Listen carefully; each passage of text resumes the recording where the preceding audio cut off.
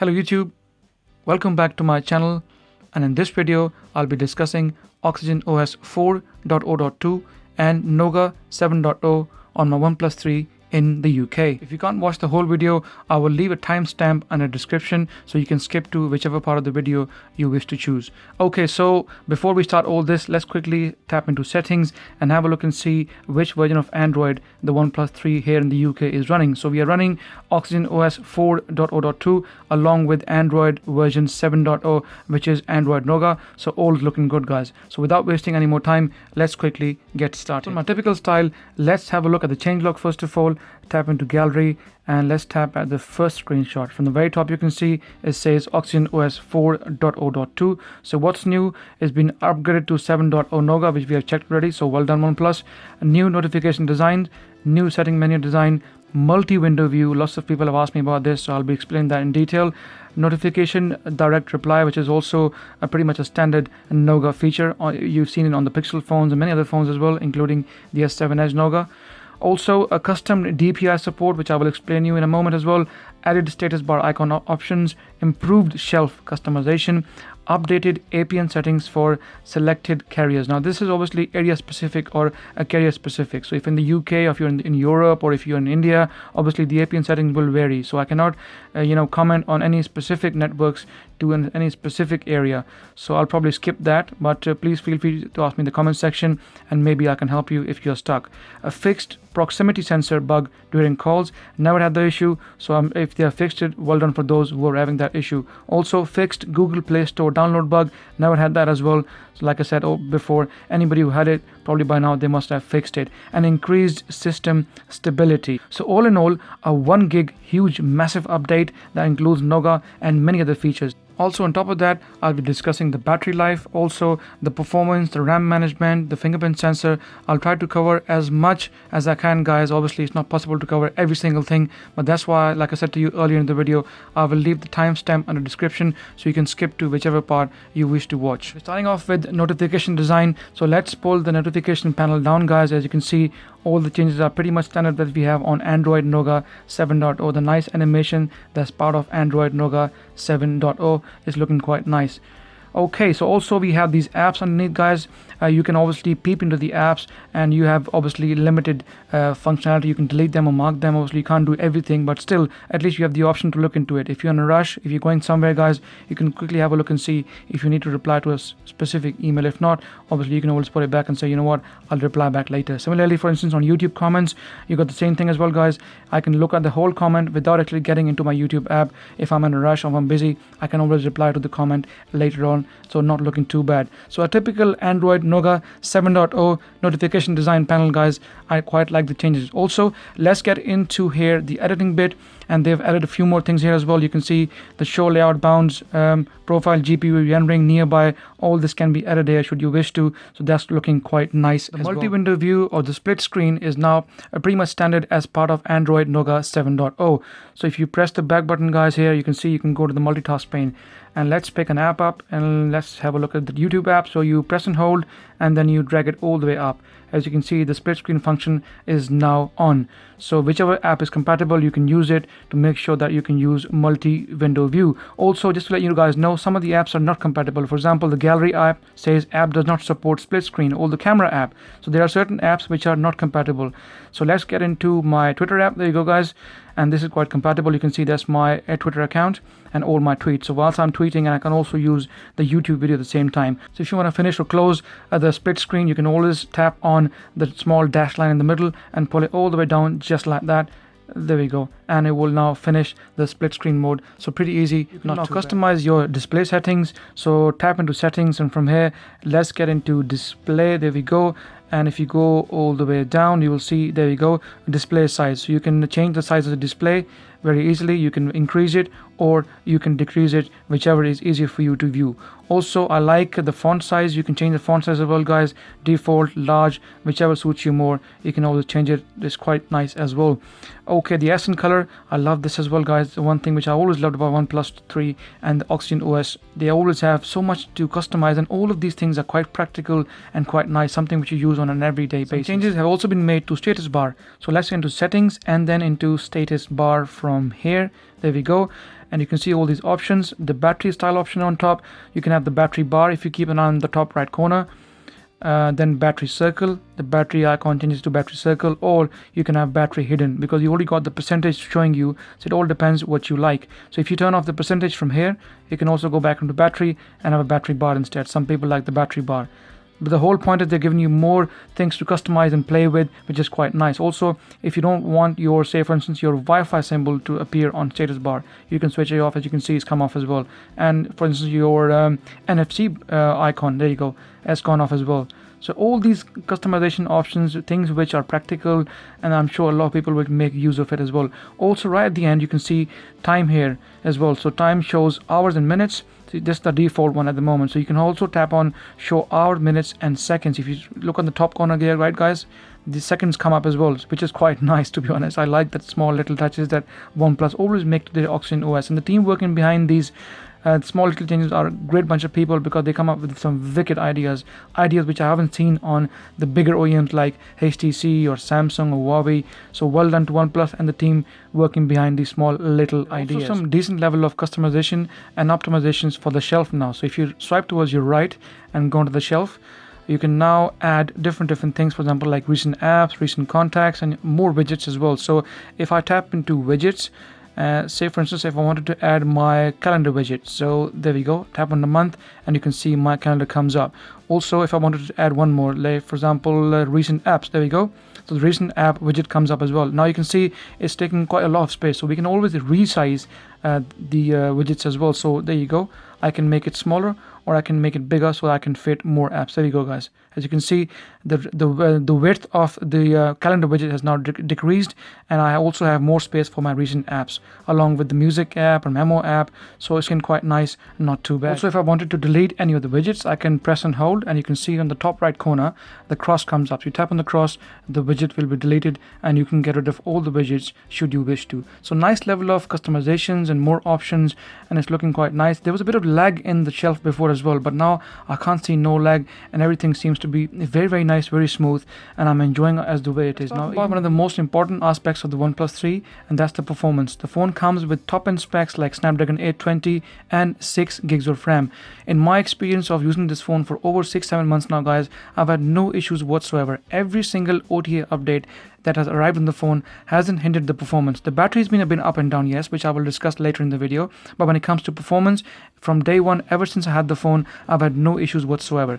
Let's get into settings and let's show you some RAM management, see how well OxygenOS has been optimized by OnePlus. So storage and memory, and we'll tap into memory, and you can see here, guys, we got 2.3 gigs of free memory. This is more or less like vanilla Android, because if you look at OxygenOS, everything is so simple, so clean, so nice. There's no too many extra functions. It's not heavy like you have TouchWiz, for example. Everything is vanilla like Android. It's very simple, very nice, and I quite like it. Nothing lags. There's no lag on this phone whatsoever. Everything works so superbly. It's one of the best, one of the fastest phones I've seen in 2016. And I'm yet to see the flagship phones from 2017 like the S8 and the HTC 11. And I tell you what, even if you have this phone, guys, I can tell you one thing very clearly. Despite this phone having Snapdragon 820 and not the newer 821 or the 835, the performance in this phone can be matched with any flagship phone from 2016, and well throughout 2017, this phone will be giving each and every single flagship a good level of competition, and the high specs will keep the phone well in contention, like I said, with all the flagship phones from 2017. So performance wise, I'm not worried at all. We got plenty of RAM, plenty of internal storage, and enough power in Snapdragon 820 to last you throughout 2017 and possibly into 2018 as well. So performance wise, from my side, a 10 out of 10, no issues whatsoever. Time to talk about my favorite feature on any phone, which is battery life. The OnePlus 3 has a 3000 mAh battery along with the 5.5-inch Full HD 1080p Super AMOLED display. So let's get into gallery, and in my typical style, I'll be showing you some screenshots. First of all, let's start things with the very first screenshot at 0047. Battery was up on 100% on 22nd of Jan. So when I checked in the morning around 5:42, you can see the battery was still at 100%. So in about 5-6 hours, it had lost nothing whatsoever. So once again, well done on standby time, OnePlus. Okay, so my very first run after the installation of the newer update, the battery went down to 4%. Here I was using the phone mixed, both Wi-Fi and 4G. It was more Wi-Fi and less 4G. And after using my phone in a typical way, like you always guys know, the way I show you in my battery life videos, YouTubing, Facebooking, all my Chrome and social media, and eventually after 16 hours of total use, battery went down to 4%, and I was able to get 4 hours and 28 minutes of screen on time, which is not bad considering that the phone only has got a 3000 milliamp battery. Now if you have a look and see on the screenshot here, I did take quite a few photos. I used the phone for some satellite navigation as well, like it shows the GPS was on. So all in all, it wasn't a bad result. Okay, so let's go further down. Again, I tested the battery on standby at 22:23 on 23rd of Jan. The battery was up to 100%, fully charged, and then when I checked it at 5:50 in the morning, it had lost 2%. A bit different from what it was before, but still not too bad. Keeping in mind the battery is only 3000 milliamp, but the system and the phone is quite well optimized. Okay, so then the battery went down to 4% once more on the second run, and used the phone in my typical way, using the camera, taking a few photos, Wi-Fi, 4G, Google Plus, Twitter, social media, YouTubing, everything else guys. And eventually after a heavy day, that was in fact more than a day, 1 day and 2 hours, I was able to squeeze out a total of 5 hours and 19 minutes of screen on time. This was far better than what I had before. Now I also remember during this time I was using the phone mostly on night time. When I was using the phone at night time, the brightness was kept below 50%. If you're going to keep the brightness above 50%, the battery will obviously drain quicker. This rule holds for any mobile phone, and not only OnePlus 3 or the Galaxy S7 Edge or any other specific phone. That rule holds for any phone. If you keep the brightness low, the battery will last longer. But at night time, the screen gets really bright. It's a punchy, colorful screen, super AMOLED guys. That's why I had to keep the brightness low, below 50%, and that's why I was able to squeeze out a slightly bit better screen on time of 5 hours and 19 minutes. Another run down to 5%, and you can see typically once again my typical use, social media, YouTube, Wi-Fi, 4G, everything else guys. And eventually I was able to squeeze out 5 hours and 34 minutes of screen on time, and this was better than the one I showed you before. The reason for that is because I wasn't using my GPS. I didn't use anything like satellite navigation or anything which is consuming GPS, and that's why I was able to squeeze out a bit more than usual, which is around 5.5 hours of screen on time, or 5 hours and 34 minutes of screen on time. So the battery, keeping in mind, is only a 3000 milliamp unit, a full HD 1080p screen, 5.5 inches. I think the screen on time is pretty good, not too bad. Like I said, keeping in mind that the battery is smaller. So battery wise, I'm quite satisfied with the OnePlus 3. All in all, it's not a battery champion. You don't expect it to be with only a 3000 milliamp battery inside guys. A OnePlus 3T I'm sure is giving us better screen on time, but still this is good enough for most people and will take you through a full working day without any issues. So battery wise, I'm quite happy with Nougat 7.0 and the overall performance of the OxygenOS 4.0.2. Let's talk about the camera on the OnePlus 3. As we all know that the OnePlus 3 has got a 16 megapixel camera with an f2.0 aperture. From my experience so far living with the phone guys, camera hasn't been an issue when it comes to taking photos. Video is just not up there with the very best, yes I admit, but when it comes to photography, taking photos, it's up there with the very best.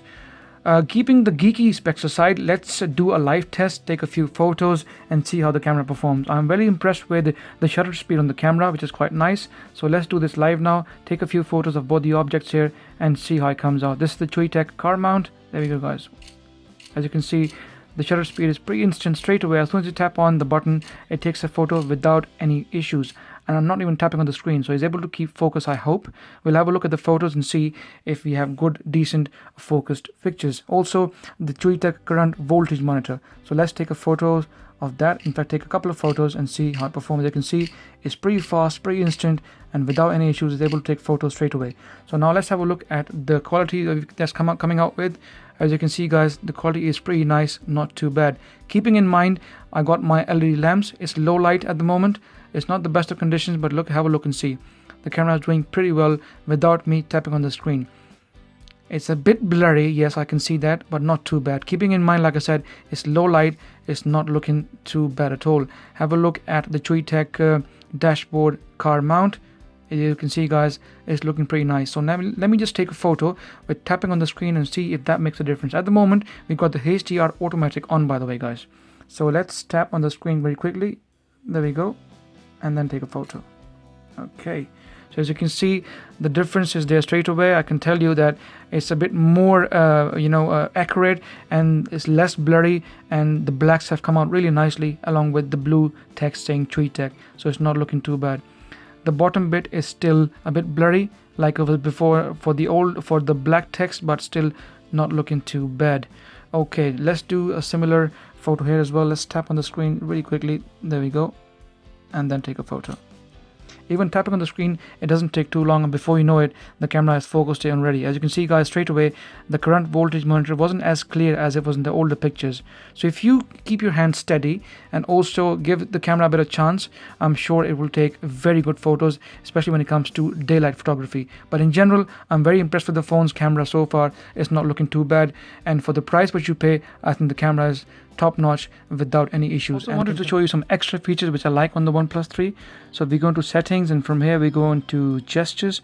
There we go guys, and right at the end you will see the 3-finger screenshot. So you can take a screenshot with your 3 fingers, and I'll show you how that works. So if you turn this on and then go into the home screen, and you can just, or wherever you are, you can just slide your fingers upwards and downwards, and you can take a screenshot. There you go, like that. And if you slide them upwards guys, there you go, you can take a screenshot. You can also take a screenshot with the power button and the volume down button. There we go. As part of the Android Nougat 7.0 update, you can also now install the updates manually. So tap into settings, go right at the end, and system updates, and if you tap on the top right corner, settings, you can see you got 2 options here: auto download over Wi-Fi, or you can also tap on local upgrade. So you can move your installation package, the zip file that you normally have for OxygenOS, you can put it in your root directory, and once you pick it up and put it in the root directory, you will see the phone will automatically pick it up, and it will ask you for a reboot, and then you can install the OxygenOS, whichever version you've got, manually without any hassle. Lots of people I know who are in different areas around the world,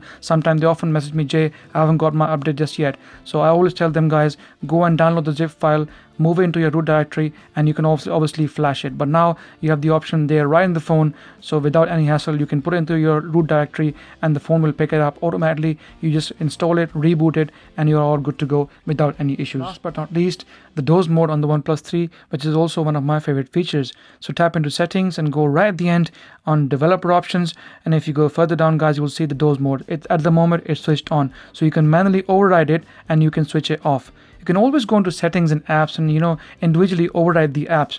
But say for instance, if you have 150 apps installed on your phone, and if you wanted at least say 70% of the apps not to go into Doze mode, imagine the amount of work you'll have to do and override every single individual app. So I'm glad that they've given us this option. We can manually override by switching the phone Doze mode on or switching it off. So it's a very good option by OnePlus on the OnePlus 3, and well done, because not many phones have got this feature. So time for the final verdict, and what do I think of the OnePlus 3? In my opinion, it's a bloody good handset. It's got Snapdragon 820 inside, 6 gigs of RAM, 64 gigs of internal storage, dash charging, a fingerprint sensor which works flawlessly without any issues, and a very, very fast top performing handset. If you have the OnePlus 3 ready guys, you have to worry about nothing at all throughout 2017. You do not need to upgrade. You do not need to buy a Galaxy S8 or an LG G6 or a possibly HTC 11. No need to upgrade whatsoever. The phone has got plenty on it, decent battery life, good set of cameras, and all in all a very complete handset. However, if you're coming from the OnePlus 2, yes, then it makes more sense to buy the OnePlus 3T, because the 3T has got Snapdragon 821 along with 6 gigs of RAM, and also it's got a slightly bigger battery as compared to the OnePlus 3. However, if you're looking to save some money, and if you're looking to buy this handset, which you probably find it hard to buy because it's already been discontinued by OnePlus, but I'm sure there'll be plenty of people out there selling, or plenty of shops which will still have the phone in stock. If you are willing to buy this phone, do invest in it for the next one whole year, including 2018 as well. I think pretty much halfway down to 2018, this phone is going nowhere. People I know still are running phones with 2 gigs of RAM. I got the Nexus 5X guys, Snapdragon 808 with 2 gigs of RAM, and I'm still running it. It's running absolutely fine without any issues, let alone 6 gigs of RAM. Phones with 6 gigs of RAM, Snapdragon 820 are going nowhere for at least the next couple of years. So my recommendation, if you're coming from OnePlus 2, do go for the OnePlus 3 if you cannot afford to have 3T, but preferably I would hire you buy the OnePlus 3T instead. And also, if you have the OnePlus 3, stick with it. No need to upgrade for the next year and a half, maybe 2 years. So guys, if you like my video, please give it a thumbs up. Any questions, please feel free to ask me in the comment section. And like always, please subscribe as it helps. And I shall see you in the next video.